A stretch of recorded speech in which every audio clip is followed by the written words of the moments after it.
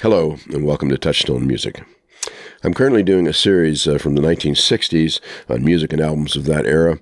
These are albums that I bought new when I was a teenager growing up in those times, and which I've returned to over the years as musical touchstones. The subject of today's album, Boy Have We Got a Goodie. This came out in early 1967. It's an album by a group called Jefferson Airplane from San Francisco, and the album is After Bathing at Baxter's. Now let's talk about the band. There's a lot to unpack here. Jefferson Airplane was a San Francisco Bay Area band formed in 1965. It was a brainchild of a folk singer, guitarist, songwriter named Marty Balin, who was fronting a group called the Town Criers. They were an acoustic folk group. Balin saw groups such as the Byrds and Simon and Garfunkel starting to move into rock. And actually, they're starting to invent the folk rock movement. And he thought this would be a good way to reach more people. He wanted to form a group that would emulate that success. Now, after the first few personnel shuffles, which you usually get in a new band, the so-called classic lineup of this Jefferson Airplane band was in place by 1967. At that time, you had Marty Balin on lead vocals. You had Grace Slick on co-lead vocals.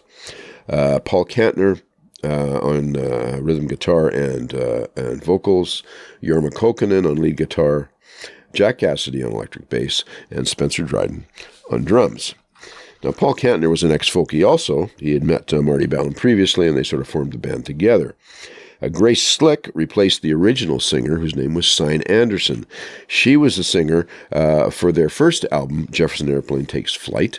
She left after the first album. Grace Slick was singing in another Bay Area band called The Great Society, and she was invited to join and accepted. Jorma Kaukonen was a blues guitarist. He was a friend of Kantner's. He auditioned and got the job as lead guitarist. Jack Cassidy was an old friend of Kaukonen's, so there was a lot of connections here.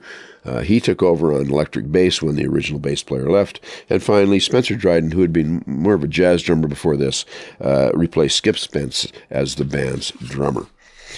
Jefferson Airplane's second album, Surrealistic Pillow, was released in early 1967, and it was a huge commercial success, probably somewhat unexpected, particularly by RCA, who were the record companies, but RCA immediately saw that there was potential profit in this burgeoning West Coast psychedelic pop music scene. So they pretty well gave the group a free hand to go into the studio and make a third album, which they were sure was going to be another hit singles-laden album, because in these days, it was still dominated by AM radio, and hit singles were the reason albums existed, not the other way around. However, Jefferson Airplane was starting to have other ideas. They were starting to think in terms of a concept album. Now, it's difficult after 55 years to adequately describe the prevailing attitude in the underground music scene of 1966 and 67. Young musicians like Jefferson Airplane did not differentiate their lives as working bands between on-stage and off-stage. To them, everything was one holistic gestalt. They were constantly assessing how one aspect of their lives was affecting the others. For example, would their music lead them to greater personal realizations, or vice versa? Also, they were keen to promote their new counterculture ideas with their music. These people were coming out of the folk music. These people had a message, and they wanted to share it with you. Add to this mix mind-altering drugs, creativity, pop psychology, Eastern Tin's metaphysics, and you had this heady concoction brewing. Several of the band members had been experimenting with psychedelic drugs, from marijuana to LSD. Remember, in 1967, LSD was still not a prescribed drug. Now, this was out of curiosity to spark their musical creativity or their personal growth as individuals. These people were very sincere. They weren't just doing this to get high. They were trying to do it as a way to come up with a new way of living their lives. So now it was time to enter the studio again and see if they could put all these new ideas that were bubbling just under the surface into practice. Let's talk about the recording. The release date is 27 November 1967, so this is the second album they put out in 1967. On record, the producer is Al Schmidt. He was an American recording engineer and producer. He went on to have a very successful career, won many Grammys. There is a rumor, however, that in fact the real producers were the band themselves. However, Al Schmidt has the credit on the album cover, and we will give him his due. The title requires a little bit of explanation. Baxter is the code word that the band used to use for LSD. So after bathing at Baxter's would translate to after taking LSD. So this would be the first album they did after they had had some experience with that new psychedelic genre. The album cover is credited to an artist named Ron Cobb. He worked briefly as an animator for Disney. He also was an editorial cartoonist for the Los Angeles Free Press, and eventually moved to Australia, where he lived for the majority of his career. Before he emigrated, however, he designed the cover for the Airplane's new album. Photography was by Alan Papp, and he was one of these special projects still photographers of the time, and he's responsible for some of the most iconic images of musicians and actors of that time period. My impressions at the time, well, I was drawn to the album in the racks in the music store by its amusing cover. I knew who Jefferson Airplane was, of course, but I hadn't really listened much to their music other than a couple of hit singles which had been on the radio from their previous album. I purchased the album sometime late 68, early 69, so the album would be about a year old by the time I bought it. I bought a lot of record albums during that period. I'm still convinced the airplane depicted on that album cover should have flown, however, and I would have bought a ticket to fly in it had it done so. I hadn't been listening much to the West Coast pop psychedelic sound since I'd discovered the British blues rock invasion, led by Cream and other bands like that, sometime in early 1968. But one listen to this album drew me at least partway back into that West Coast sound, and from then on, I would fluctuate between the two subgenres, sort of keeping a foot in each camp. So now, let's talk about the music. The album was divided up into 5 musical suites by the band, starting out with Street Mass, then The War Is Over, Hymn to an Older Generation, How Sweet It Is, and finally, Shizel Forest Love Suite. I think I'm pronouncing that correctly.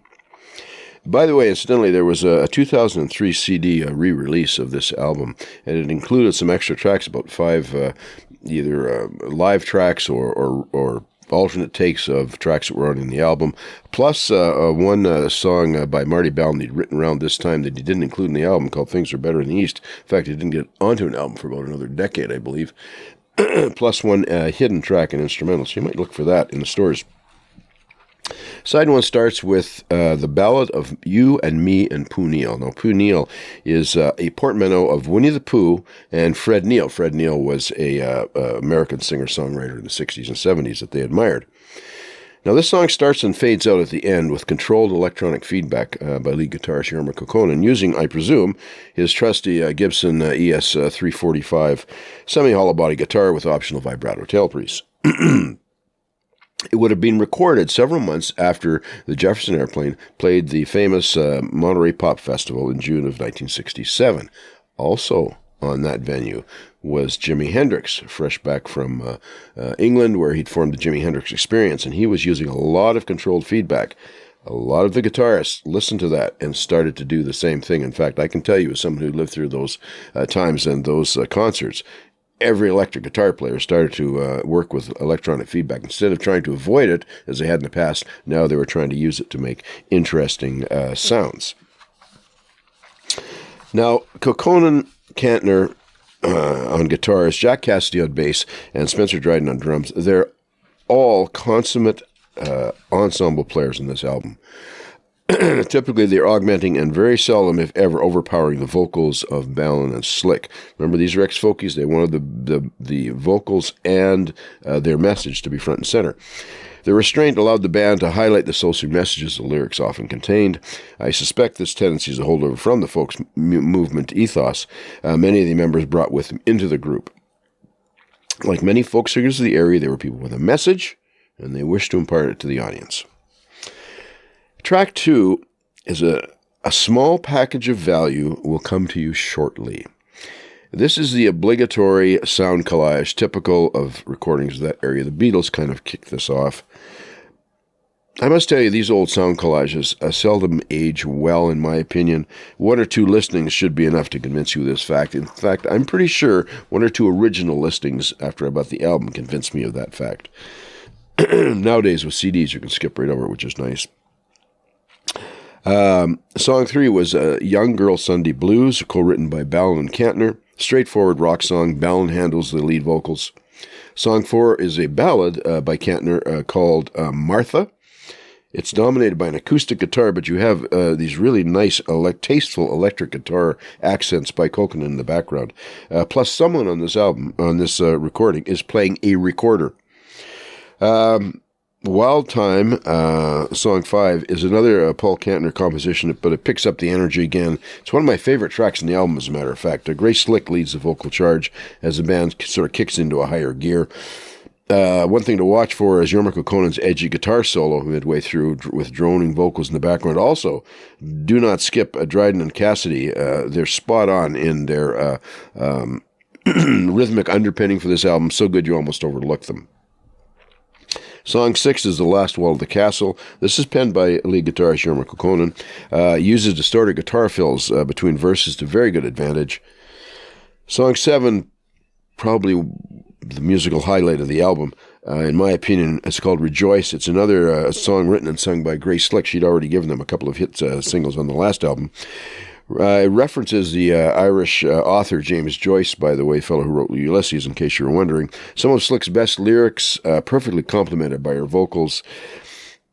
Her lyrics range from surreal and image-laden in this song to uncomfortably direct and forthright.